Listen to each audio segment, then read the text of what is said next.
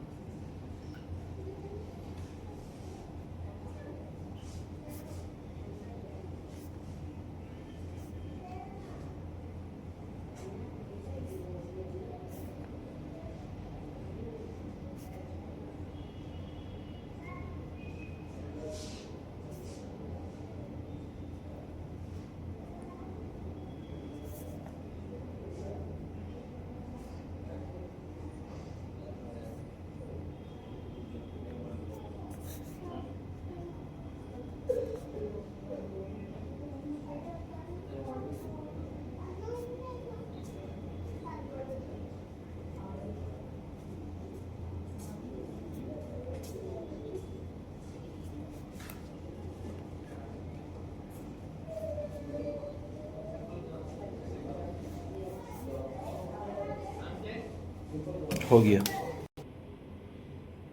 तो देखो, आपने क्या लिखा है। Injection DNS 500 ml IV। TDS आपने लगा दिया, ठीक है। इंजेक्शन पेंटोप, ठीक है, ये ठीक है, चलोगा। रेनटेक रेगलान भी आप लगा सकते हो।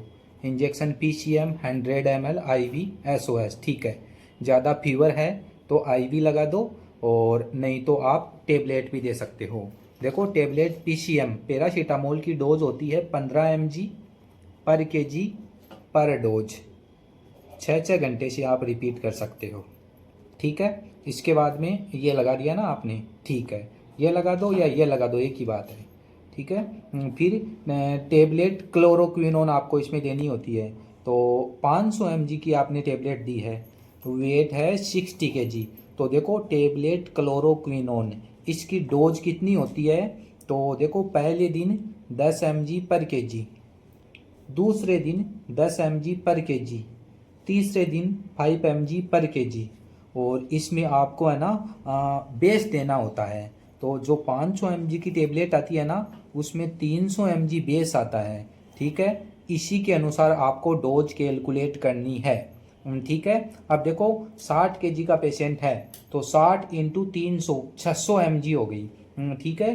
तो पहले दिन 2 टेबलेट देनी, सही है। दूसरे दिन 2 टेबलेट, ये भी सही है। तीसरे दिन 1 टेबलेट, ये सही है। बाद में टेबलेट प्राइमा क्विनोन भी इसमें आपको देनी होती है। 15 mg 1 OD 14 डे के लिए आपको देनी होती है, ठीक है। और कोल्ड के लिए लिवोसिट्रेजिन आपने दे दी। और इंजेक्शन सेफ्ट्रेक्सोन भी आपको लगाना होता है 1.5 ग्राम IVBD, AST के साथ में, ठीक है। तो ये ट्रीटमेंट हो जाएगा। तो क्विनोन और प्राइमाक्विनोन इंजेक्शन सेफ्ट्रेक्सोन ये ज़रूरी है।